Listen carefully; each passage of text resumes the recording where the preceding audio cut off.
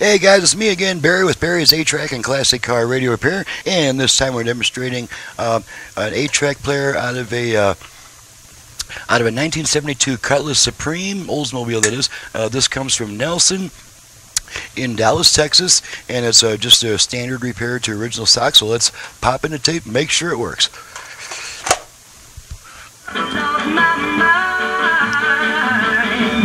Gonna check our meters, make sure we got output on both sides.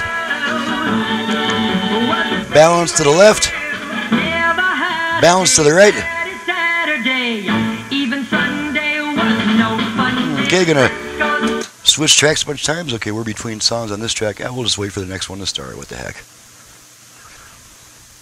I don't believe a word they're saying. I try to keep these songs kind of short for copyright reasons.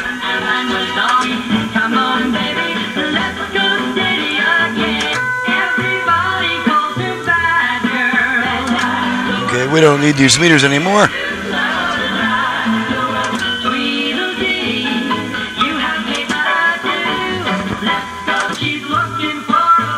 Okay, that takes care of that.